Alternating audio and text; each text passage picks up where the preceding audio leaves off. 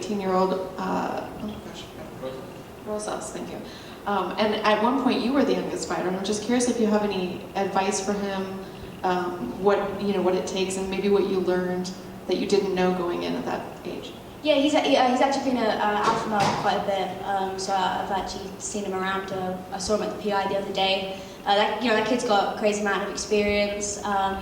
He seems very mature for his age and everything in terms of the sport. So I don't really think he needs advice. I feel like the sport is getting younger. There's a lot more kids that are growing up within the industry now, as opposed to like getting into it later in life. A lot of kids are getting into martial arts and kind of growing within the sport. So I feel like we're going to see a lot more like youngsters in the UFC, and I feel like the age doesn't always line up with the experience. Like when I was, as you say, I got into the UFC, I think I just turned 21, and I had more experience than most of the 30-year-olds in there. It's just people see that you're young and they just make assumptions. But I feel like in the sport, experience kind of matters more than age, and I think the kid's got a really great future ahead of him. And what's your goal for 2023? I'd like to stay busy. Obviously got 3 fights this year. That was great. Like that's always been my goal. Like 3 fights a year. I think this is the. Congrats on the win. Awesome performance. Does it feel just a little bit better that you guys were the main event of the preliminaries and you turned it into the McKenna show? Yeah, that's really cool. It's just moving my way up the card. Obviously, it just shows that I'm making steps in the right direction.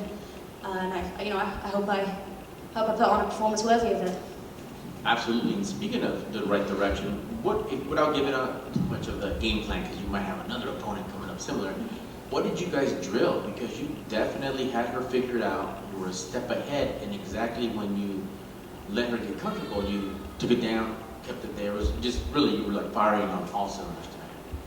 Yeah, I feel like, so with myself personally, a lot with camps, it's a lot more on my personal skill development as opposed to fixating on my opponents. Obviously, we knew that on paper it was a generic striker versus grappler, so I knew that if I got her backing up, I'd be able to eventually press her to the cage and start working my area, which is, I'm very comfortable on the cage, like wrestling and grappling and making it like a bit more of a grindy fight. But I also wanted to showcase my striking a little bit more. Obviously, she's a very technical striker, and I felt like that allowed me to kind of come into my own a little bit in that area and show everybody that I am comfortable on my feet too.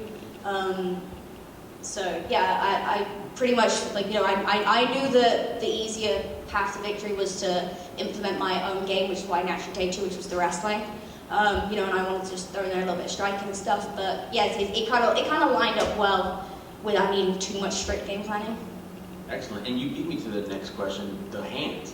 You look very good in there, real comfortable. Were you a little bit surprised that you were just getting through in her guard so easily? Because those hands started to really come up, which enabled you to get the takedown. Yeah, I work a lot of striking. I actually started in striking, so it's kind of ironic, really. But I am very comfortable on the feet. Obviously, I might not I still get a lot of hate for the Reed fight. I'm aware of it. That wasn't a good fight. I went into the fight with broken orbital. I was scared to get hit. It just wasn't good. So for me, it's I wanted to go out there and show everyone that I am comfortable on the feet. And I think I did. I think I got to do that tonight against Cheyenne, who is a very highly considered fighter. She's obviously had a lot of great performances with her striking, and yeah, I was happy to show that I can stand with girls like that. Excellent. And you mentioned moving up the rankings. Maybe not a top 15 or top 10, but who stands out to you? Who does McKenna say, you know what, that would be a fun fight, or she would test me if we got in the cage together? Honestly, the division is growing so rapidly. We looked at it, when they were offering opponents, we looked at the whole division and we were just wow, this division is, everyone's a test. I don't think I could pick anyone on the division and be that's an easy fight. Especially not now where I'm at in the, amongst the girls. So honestly, I'm at the point where I'm probably just going to take what they give me. I'm not a picky person anyway, and I'm in the UFC, so I expect nothing but the best, and I'm sure I'm going to get that here. Awesome. Anytime, anywhere. And last for me, just for fun, holiday season's right around the corner. If you'd like to share a nice holiday memory for your fans, or if you got one where you got a horrible gift for Christmas.